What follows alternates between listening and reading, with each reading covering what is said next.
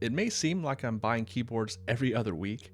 However, the Migra TKL, K3, and QFRL 100 all arrived within the same week, and I've basically been making content for one, then moving to the next, and so on.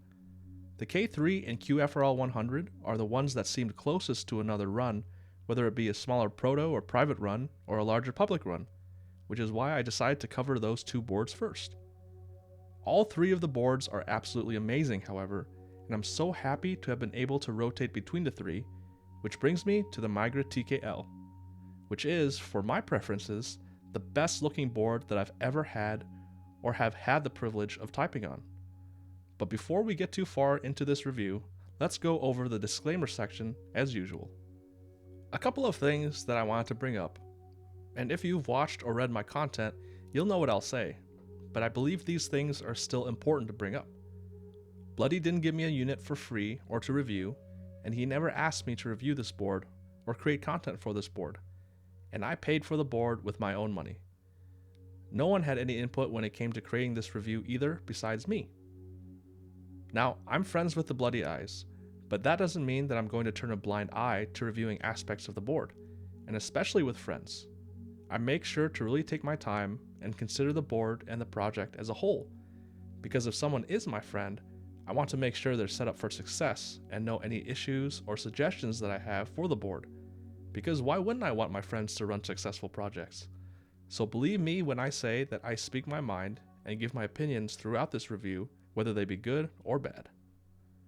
And remember, I'm just one person, and if you disagree with my views or think the opposite of what I think, that's perfectly acceptable since we all have different preferences in the hobby. Don't take my word as law, as I make mistakes just like everyone else, and I may overlook things, so I'm not perfect.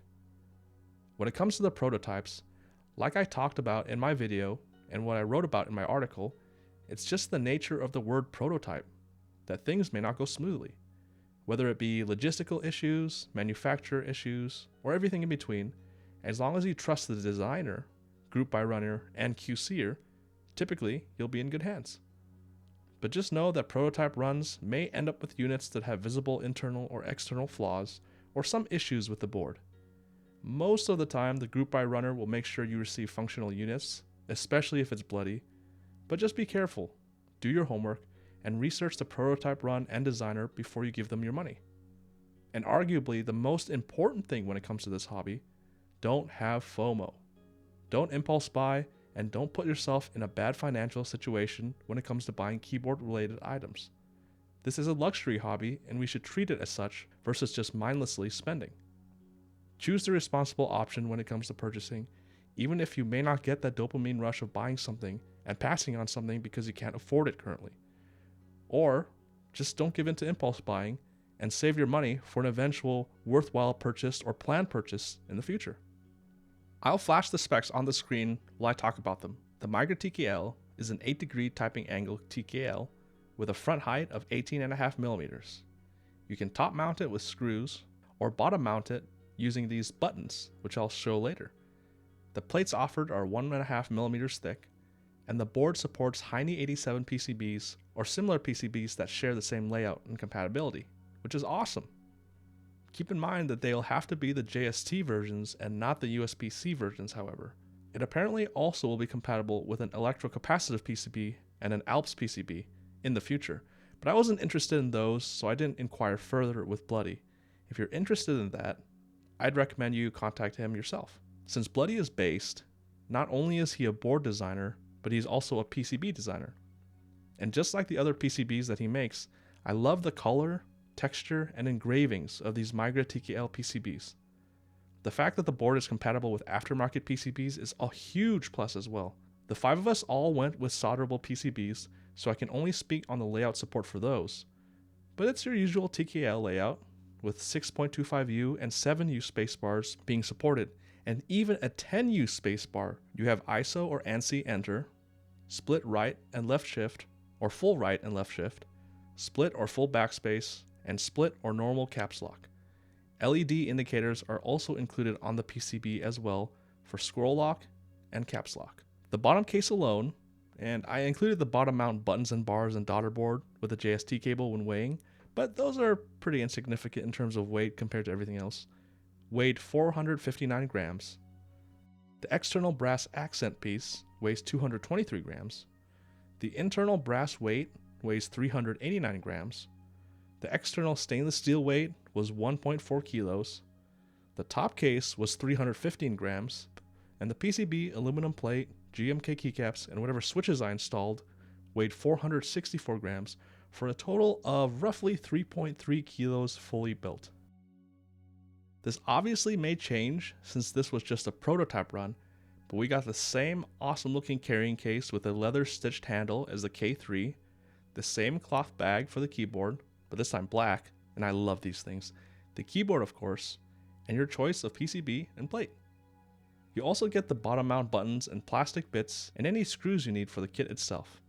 However, if there's one thing that I'd like is that we could possibly be provided extra screws or at least have an option to buy extra screws. You get the daughter board and JST cable as well. And all in all, everything you need to build a keyboard. And like I said in my K3 review, I love these cloth bags.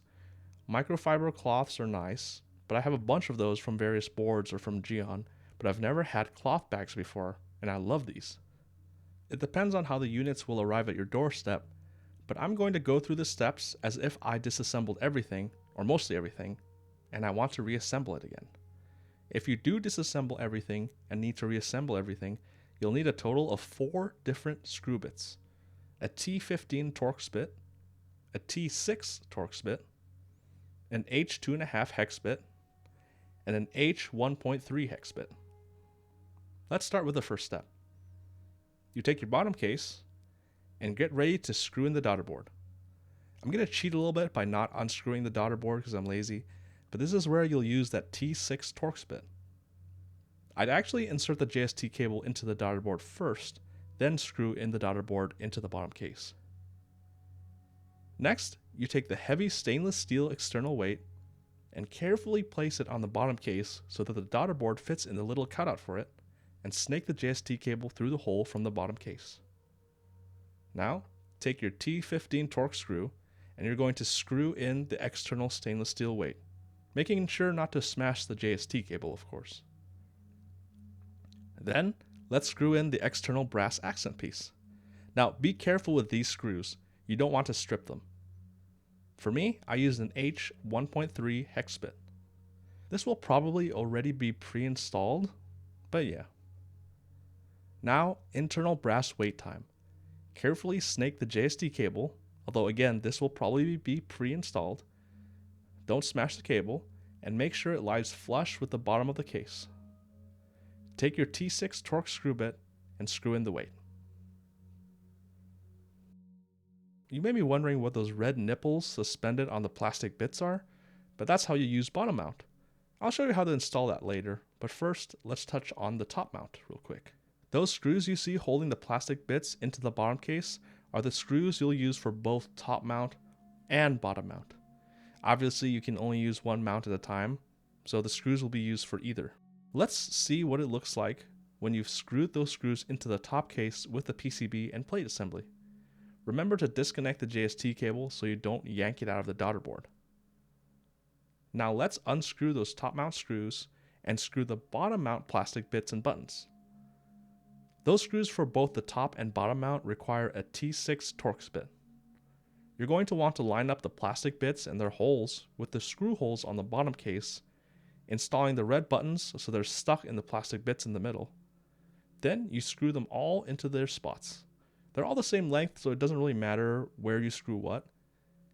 And all you do is simply reconnect the JST cable into the PCB afterwards, thread the nipples through the plate holes, and you're ready to try bottom mount. Oh, and last but not least, put on the top case and grab your H2.5 hex bit to screw in the 8 screws holding the top and bottom case together. Aesthetics is super subjective. I'm always reminded of when I went on a field trip to an art museum when I was a kid, and I just thought to myself, these paintings all look weird. I may like how something looks, and you may not, and that's normal. Don't feel bad if you simply don't like how something looks, because at the end of the day, you gotta stay true to your own preferences. Sure, they may change, but don't ever force yourself into liking something just because someone else likes it.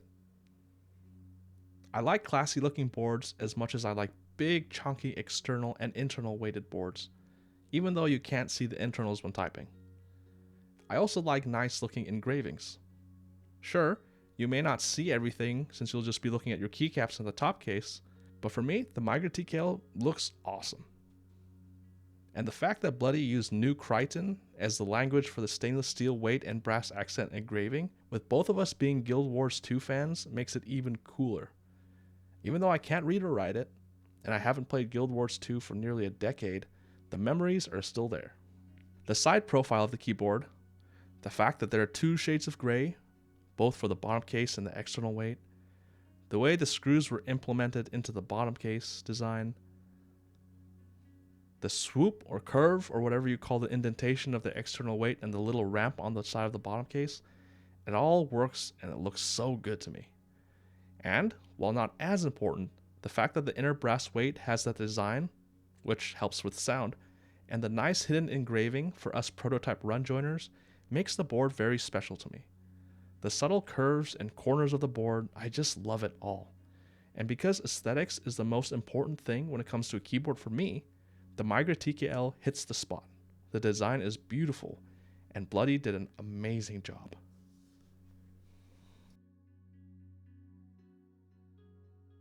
Before I get into this section, I wanted to talk about something real quick. Out of the 3 categories of the keyboard triangle, which are aesthetics, sound, and feel, sound gives aesthetics a run for its money when it comes to preferences, in my opinion. There are tens of thousands, if not more, combinations of switches, keycaps, and plates, and as much as I try and use a good variety of switches, I'm only one person, I only have a limited amount of time, so I'm just scratching the surface when it comes to what a keyboard can sound like. And my typing environment isn't the same as yours, the way you strike your keys may be different, and so on. And not all of us hear the same sounds or enjoy the same sounds, so it's very hard to say, this board will sound amazing, or this board sucks. I can only tell you what my own ears hear and whether the configurations I've tried match my preferences and what I enjoy. So take sound tests with a grain of salt and consider them more as entertainment value than what a board may sound like in your exact environment. Unless you type on the exact keyboard with the exact configuration on your exact typing surface, it's just a guess. An educated guess, but a guess nevertheless. Hey, that rhymed. To my ears, my CM4s capture the sound exactly as it sounds like on my desk, but that doesn't mean that it'll sound exactly the same on your desk. So just because I say something sounds good may not mean that it'll sound good to you in your environment. It just means that to me, it sounds good in my environment. And it's also why I try not to say that a board doesn't sound good, because it may not sound good in my environment, but keep in mind that I can't cover every single switch, keycap, or plate combination, so you may end up using something that makes the board sing, while I may end up using something that makes the board just sound bad. Anyways, I'm going to do the same thing as I did with the K3 review video, which is not include any actual sound footage in this review video, because I have 2 standalone sound test videos that are each 9.5 hours long. So please check the 2 links in the video description to listen to the sound tests. For me, I had a good idea about how Cherry MX Hyperglide Reds, Browns, the new Cherry Nixies, and KTT Roses would sound like, but I was surprised at how much I enjoyed the sound of the Dan Keebs Cookies and Cream tactile switches, and equally as surprised with the JCS keycaps for the configurations. Normally, I paired GMK and on occasion DCS with my switches, but I was surprised at how much I enjoyed JCS on multiple configurations, especially with some making the spacebar sound really sharp. That's the current configuration I'm dailying currently, which are Cherry MX Hyperglide Reds on the PC plate with JCS Arabic using the bottom mount configuration. For me, a perfect blend of sound and feel. I'd love to try the PP plate too, however, because I like the sound that PP gives off compared to PC. And remember that rumbly sound that I talked about when it came to the QFRL and its bottom mount configuration? It's not present in the Migra TKL in its bottom mount configuration. I still haven't had the time to look into it further, and it could definitely just be an issue with my typing surface and desk, or me, but Bloody said it may be a Mil-Max versus soldered issue, which is what I'll test with my spare QFRL 100 PCB in the future. All in all, I got my preferred high-pitched and loud sound signature from a variety of configurations, namely the Cherry Reds, KTT Roses, and Dan Keep's Cookies and Cream switches with GMK and JCS. Top mount gives off a little bit louder and cleaner sound signature, but the difference between top mount and bottom mount for the configurations I tried, along with the benefits when it came to the typing feel with bottom mount, is the reason why I daily bottom mount. I also decided not to film any footage of the PC plate in top mount configuration. Firstly, because YouTube's limit for videos is 12 hours, and if I had recorded all of that footage, it would have exceeded 12 hours. But also, because you can kind of infer what that would sound like if you look at the other footage that I recorded. For example, if you listen to the same switches and keycaps on the aluminum plate configurations for both bottom mount and top mount, you can kind of guess what the PC plate configurations sound like in top mount when it comes to sound. For example, the Cherry Reds with GMK sounds a tad bit higher pitched in bottom mount configuration versus top mount when it comes to the aluminum plate.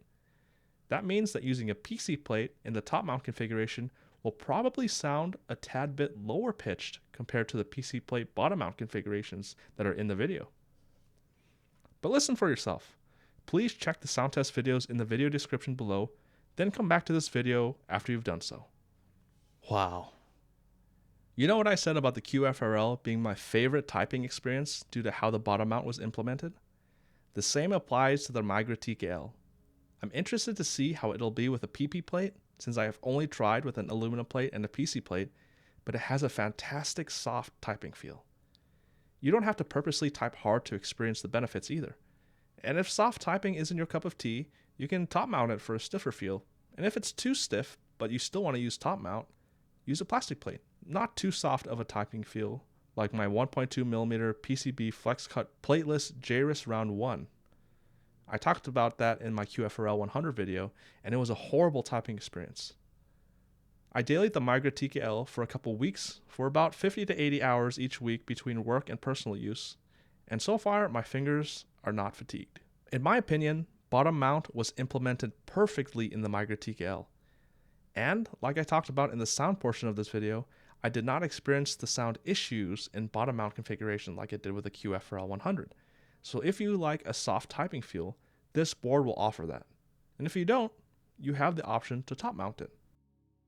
Even though I love the board, and for my own preferences and what I enjoy in a board, it's a 3 out of 3 in terms of aesthetic, sound, and feel, I know that not everyone likes the same things I like, and something that I don't consider as a con can be a con for someone else. So it's kind of tough to hate on this board, but when I try and look at the whole project in its entirety, whether it's the board, what comes with the board, or the project as a whole, I do have to bring up some things that I don't necessarily consider as cons, but just things that you might want to know. But again, this is me being super nitpicky. I don't see any inherent flaws or issues with the board besides normal prototype issues. So these cons aren't things like the designer is sus, or there are QC flaws and the designer isn't to be trusted. The first con I want to talk about is the designer, Thebloodyez. Not in terms of him being untrustworthy or scamming, but because he's not a well-known designer. We all know how great of a person he is, and how he always makes sure to do the right thing no matter what. But there will always be people that ask, who is Thebloodyez? Or what has he done? In my opinion, his track record speaks for itself, and we know that he's awesome, but there will be people that may be a bit hesitant because he doesn't have the same name recognition as other designers. Especially in this day and age, if someone doesn't really know the designer, they might be a bit hesitant to buy expensive things from that designer. At the end of the day though, it's your money and it's your choice, but believe me when I say I consider Thebloodyez to be an absolutely amazing designer, a friend, and has a fantastic track record of fulfilling products. Even though he may not be as well known as other designers, I trust him and wholeheartedly endorse him. The second and third cons are about the board itself. I understand that some people enjoy a very simple board or build process, especially in this day and age when there are magnetic latches or balls that hold the top and bottom case together, pogo pin connectors for the PCB, and what have you. I mean, I was even talking about this during my GeonWorks F260 review about how someone that may be new to building keyboards or didn't experience the build process for F284, the F260 may have been a bit frustrating to build based on the amount of screws and pieces you have to put together. So I try and put myself in the shoes of me joining the hobby for the first time and not even really knowing how to properly lube stabs, let alone put together a keyboard. I lube the outside of the stab housings instead of the inside. Anyways, yes, this board has a lot of screws, and yes, you'll need 4 different screw bits to assemble everything, but unless you're disassembling and reassembling every single piece of the board numerous times, you only have to go through having to use so many screws and screw bits once. After you screw in the daughter board and the weights all back together, the only thing you'll probably have to deal with are the 8 case screws that hold the top and bottom case together, and maybe the top mount screws if you use top mount. But that's it. The pieces of the keyboard fit in a way that make it obvious where things should go, so you'll just have to take some time unscrewing and screwing things the first time, but it's not really a matter of this board is too complicated to put together, it's just a matter of having to take the time to unscrew and screw things. Another con is the price.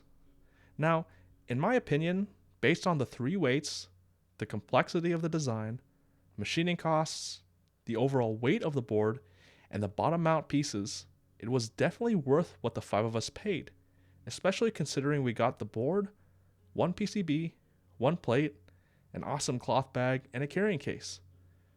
But just because something is great value, that doesn't mean that people will want to spend that much money. For example, say that a keyboard is sold at cost without any sort of markup. Let's say $500. It's still $1,000.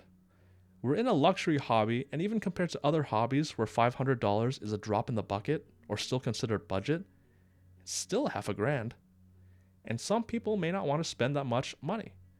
So this may not get as much attention or interest as, say, the latest and greatest budget offering that costs $100 or less and they sell thousands of units. I strongly believe that the Migra TKL is worth every penny, but at the end of the day, it costs what it costs, and some people may not be interested due to the price. I think it's safe to say that a $100 keyboard will be in more people's budgets than a $500 keyboard, purely when it comes to price and nothing else. And lastly, the last con.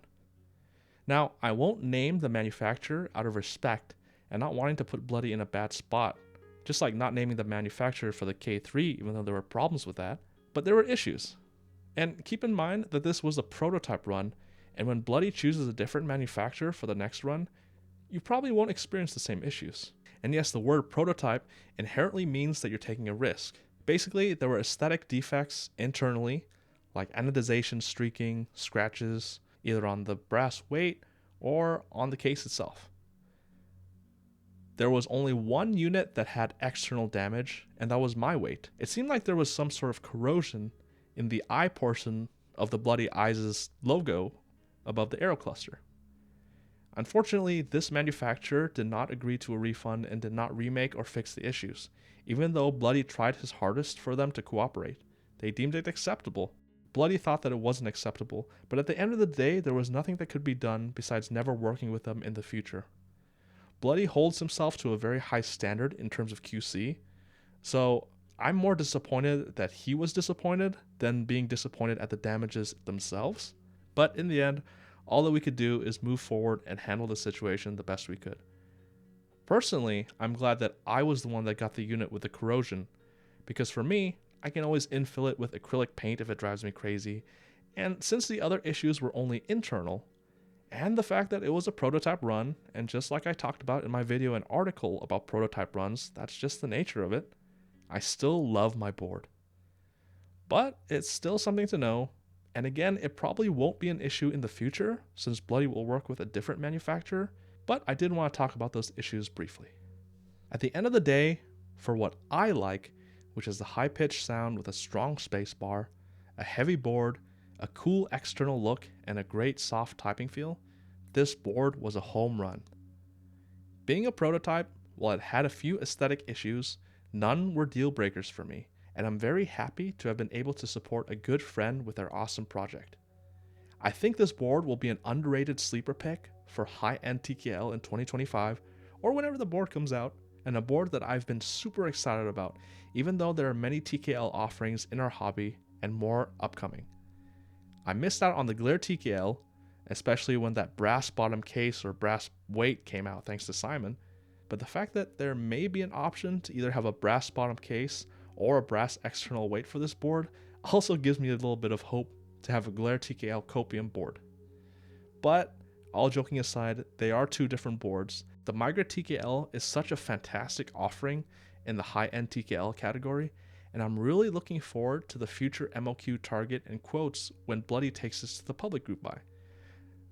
In my opinion, it was well worth the $600 I spent, but obviously, the cheaper something is, the more people might be interested in buying it.